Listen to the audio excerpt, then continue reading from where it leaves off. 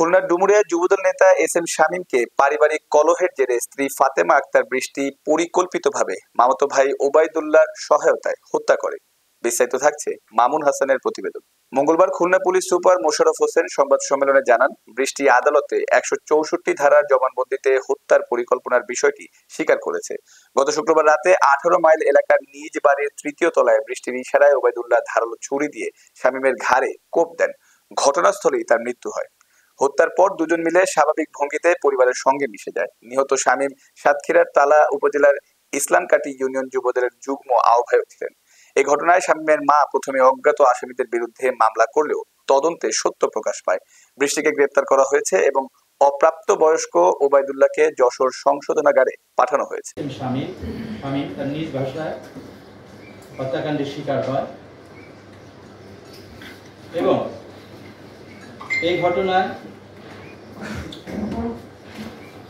25 তারিখে মামলা জনাব শামীমের বাদী হয়ে মামলা করেন। 24 তারিখে মামলা জনাব এস এম শামীমের মা বাদী হয়ে মামলা করেন এবং 25 তারিখে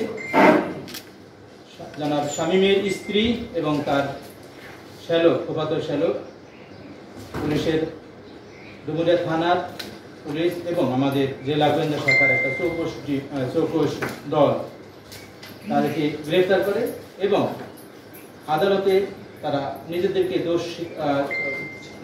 জড়িত করে দোষ 164 প্রদান করে। তাদের দীর্ঘদিনের এবং হত্যাকাণ্ডে ব্যবহৃত যে সূরাটি ব্যবহৃত হয়েছে সেটা উদ্ধার হয়েছে পাশের জলাশয় থেকে এবং তাদের মধ্যে পারিবারিক বিরোধ চলতেছিল অনেক আগে থেকেই, বিবাহের পর থেকেই, এবং পারিবারিক নির্যাতনের জের ধরে সে হত্যাকাণ্ড পরিকল্পনা করে। হত্যাকাণ্ড সংঘটিত হওয়ার 1 মাস আগে জনাব শামীমের স্ত্রী ফাতেমা আক্তার বৃষ্টি তার ভাইকে ফোন দেয়, জনাব ওবায়দুল্লাহ হাওলাদার ইমনকে ফোন দিয়ে বাসায় আসতে বলে যে একটা কাজ আছে। ফোনে সেটা জানায় না এবং 20 তারিখে ওবায়দুল্লাহ ওই বাসাতে আসে।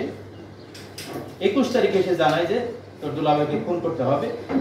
22 তারিখে তারা চূড়ান্তভাবে পরিকল্পনা গ্রহণ করে আজকে তাকে ফোন করতে হবে, আজকে তাকে হত্যা করতে হবে এবং তারই ফটোগ্রাফে এই হত্যাকাণ্ডটা সংঘটিত হয় এবং এই থাকে এবং বিস্তারিত বৃষ্টি প্রত্যক্ষ পরিকল্পনা, নির্দেশনা এবং তার দেখানো কিভাবে ওই ছোরা দিয়ে কোপ দিতে হবে সবকিছু সেটা দেখায় দেয় এবং ওর দেখানো আছে তার যে মামাতো ভাই ওবায়দুল্লাহ ইমন ও সেটা বাস্তবায়ন করে এবং এটা বাস্তবায়ন করার পরে তারা দুইজনে ছাদে চলে যায়।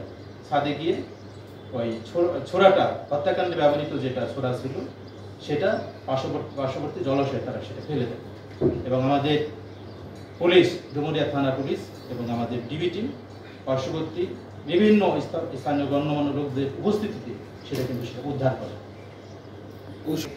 এই হত্যাকাণ্ডের সাথে রিলেটেড যে দুইজন আসামি গ্রেফতার আছে এবং ওবায়দুল্লাহ হাওলাদার ইমন, ওর বয়স 18 বছর পূর্ণ না হয়, তাকে যশোর কিশোর সংশোধনাগারে প্রেরণ করা হয় আর ফাতেমা আক্তার বৃষ্টিকে জেল হাজতে প্রেরণের জন্য বিজ্ঞ আদালত নির্দেশ প্রদান করে।